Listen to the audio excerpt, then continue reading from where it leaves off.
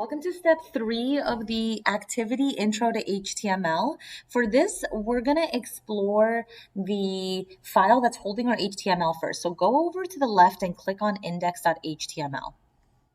Okay, so this is our web page on the right. I know it might not look like it, and this may be very confusing. If you don't understand what's going on here, it's totally okay. We don't need to get it all at once. We're going to explore this and talk about it in more detail.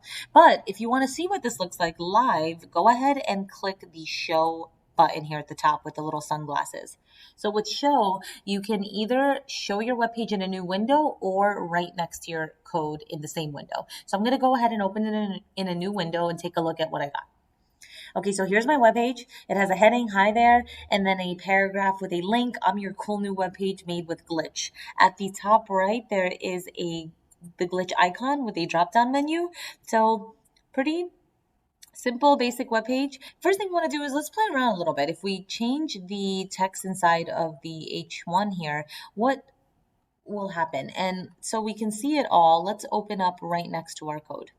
Okay, so I'm going to change hi there to something like, hey girls who code, and you can just put anything. This is just a time for us to experiment and play around.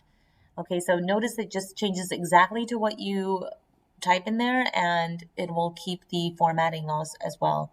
All right, so let's try something else. If we try to put in another line under your cool new web page made with Glitch, let's see if we can do that. So I'm going to go down and hit enter and then write created by me.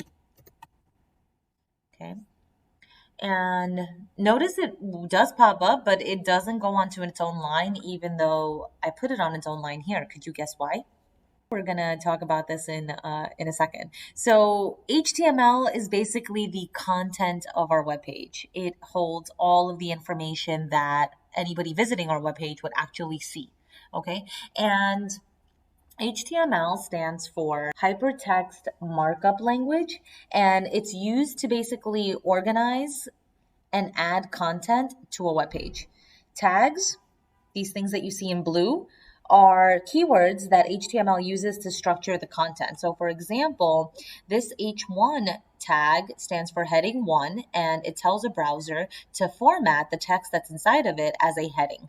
There are 6 H tags, and we'll talk about all the different types of tags, but H1 for now, just know that's the largest tag. So if you want a big bold heading, that's the tag you use. So the P tag, that one stands for paragraph, and it basically tells the browser, whatever's inside of here, let's format that as a paragraph. So tags give the browser information on how we want to present the content that's inside of it.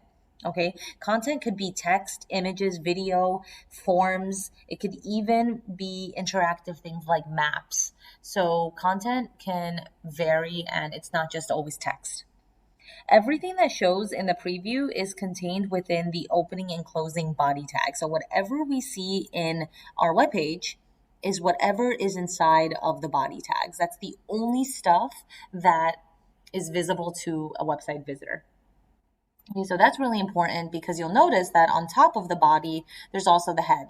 And the way I explain this to my students at school is that just like us, a web page has a head and a body, but the body is the only part that's visible to website visitors. So tags are usually two-sided. You notice there's a body tag here and a body tag here. So this one is called the opening tag and this one is called the closing tag. All right, the difference between an opening and closing is that the closing tag has a slash.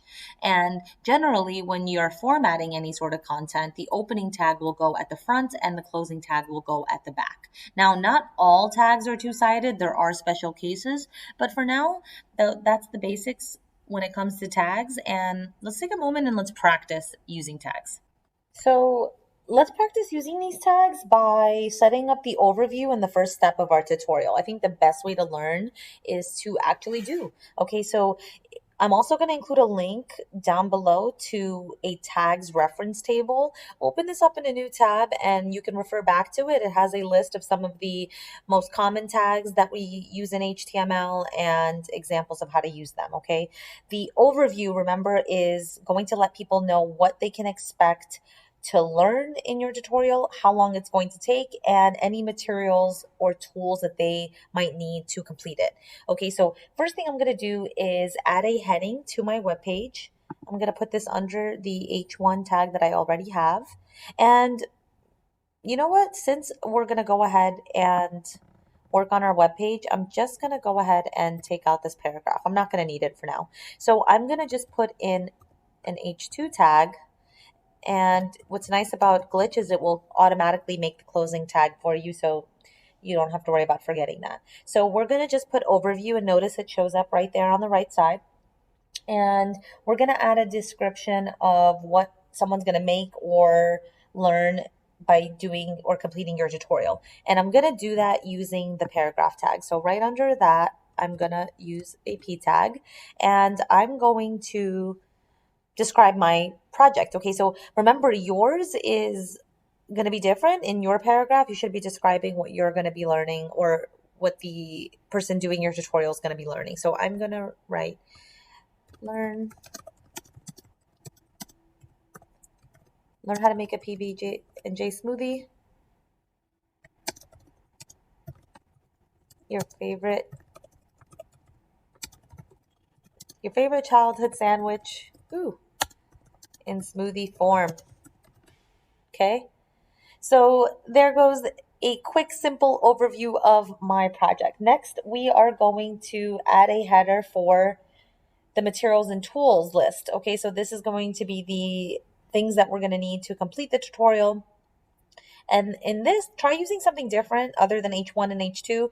I mentioned earlier that there are 6 H tags, H1 through H6. As you go up in number, it gets smaller in size.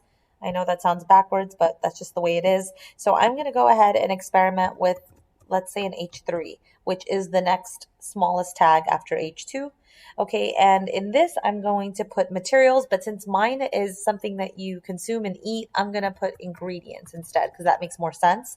But for your project, it could be materials, it could be tools, it could be ingredients, whatever it is that makes sense. So I put that in an H3. All right, and now we are ready to create a list of materials. So to create a bulleted list, you are going to use a different tag called the UL tag. UL stands for Unordered List. And basically, this is to create lists that don't have any specific order. And usually, you'll have bullet icons instead of numbers in your list. So to create those list items, we need a separate tag called LI. And here I'm going to take a moment to list out all of the things I'm going to need for my project. Okay, so first thing I'm going to need is 1 cup of frozen strawberries, or just, you know what, frozen berries. I'm going to make this really easy because really, you can do this with anything, any type of berries, strawberries, cranberries, blueberries, raspberries, whatever kind of berries you got. Okay, next, we are going to need 1/4 of a cup of peanut butter. This is like my favorite thing on earth. Okay, peanut butter. All right, we got our fruit, our peanut butter. Okay, we need a cup of milk. Okay, so I prefer chocolate milk, which technically makes mine a chocolate peanut butter and jelly smoothie, but you can use any sort of milk you got. 1 cup of milk. And oh, I forgot my banana. I'm gonna put that under my strawberry or my berries. Okay, so 1 banana. And finally, the last thing is a pinch of salt. I know that sounds weird, but there's so much sweetness going on that little pinch of salt just brings all those flavors together. I think that's all of the ingredients. So you might want to take a moment and just list all of the things that you're going to need in your tutorial, and make sure you put it all inside of an unordered list. Again, unordered list is the UL tag, and every item in your list needs its own LI tag. LI stands for list item, and this is what it should look like. Okay, your text is going to be different, but generally the idea is the same. So this is looking awesome so far. All right, next we're ready to create the first step of our project. So to do that, I'm going to use a heading, and we're going to do H2 for this. So H2, and I'm going to put step 1. combine ingredients. All right, so you want to give your step a header, something that describes the step, and you are going to do this for each step. So that's the header part. Now, to actually write the description of the step, put that in a paragraph, same as we did for overview. So under the H2 tag, go ahead and put in a paragraph and then describe that step. So for mine, it's going to be combine frozen berries, banana, peanut butter, milk, and salt in a blender and blend on high until smooth. Okay, so that looks good. Combine frozen berries, banana, peanut butter, milk, and salt in a blender and blend on high until smooth. Okay, beautiful. We are going to spice it up with some images and links. So if you're still working on this, please pause and continue to work. I'm going to go ahead and add the next step for my project, and then we'll add all the beautiful finishing touches. This looks pretty great for just, 15 minutes of work, all right? And I hope that you guys are all proud of yourselves because this was not easy. And we have created something, functional here. But you might be thinking this doesn't really look that exciting. It's just black and white with, a little color heading. How can I make it more exciting visually? Well, we can add a picture. We can do that using the image tag. So let me show you how to do that. Before we actually set up the image, let's actually put the image that we're going to use in our project in our assets folder. So let's go over to our assets folder, and in here you can basically upload any files that you want to use in your project. Like you see here, they can be images, music, audio, video, really anything that you want to incorporate content wise. So I'm going to go ahead and just drag mine in and drop it. You can also just upload and find it in your computer's directory, and I'm uploading an image of PB&J smoothie. All right, now you can click on your image and get this link that goes with it, which we're going to need for our index page. So let's go ahead and copy that. And then let's go back to index. I'm going to put my image down at the bottom underneath my last step. So under here, to add an image in, you're going to need the image tag. And then you're going to add the source attribute. I'll talk about what that means in a second. But for now, you can think of attributes as just additional information that you can give a tag.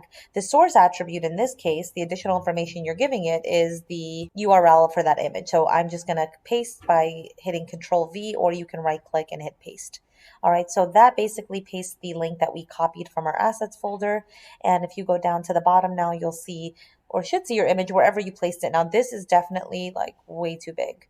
So another nice thing about the image tag is that you can adjust the height and width of your image right inside of the tag. So here at the end, oh, by the way, image is one of those tags I was talking about, those special cases of one-sided tags. It's not a two-sided tag, so to close it, you just put a slash at the back. All right, so there's no closing image tag. It's just slash and then it's done. All right, so the width of my image, I can set it to something like, I don't know, 200 pixels. And then you can set the height as well. So maybe the height is 500 pixels. All right, now I don't know if that's going to look, looks like it might be a little disproportionately off. You can play around with that and fix up your image to, look a little bit better than that. All right, so I might want to widen it out a little bit so that it's not so disproportionate. Okay, and last but not least, we also want to add in a link where someone might go for more resources. Someone might be, interested in trying different smoothie recipes, or maybe they don't have these ingredients, but they want a smoothie. So I'm going to point them to a resource that they might want to use, and I'm going to link it for them. So I'm going to go ahead, and I already have my page open. It's a healthiest page of 27 healthy smoothie recipes. I'm going to copy that URL. And down at the bottom of my page, maybe right above the picture, I'm going to add in a link. And to add a link, you need the A tag and the href attribute. So attributes, again, remember, these are just toppings. Think of them as toppings or additional information that you can give a tag. And I use the word toppings because Notice the image tag had the source attribute, it had the width attribute, it had the height attribute. There's multiple attributes you can give a tag. So just like toppings on a smoothie or on an ice cream, you can put as many as you'd like, all right? And you can have multiple toppings or multiple attributes. In this case, the href attribute, the additional information that it's giving to the a tag, is the website that you want to point to. Okay, so we are gonna close that at the end. And the anchor tag is a two-sided tag. And what goes in the center of this tag is the text that you want to turn into a link. So I'm going to say 27 healthy smoothie recipes. All right, I'm going to close this preview because just way too much going on now. All right, and I did say I wanted to widen that. Okay, so there we go.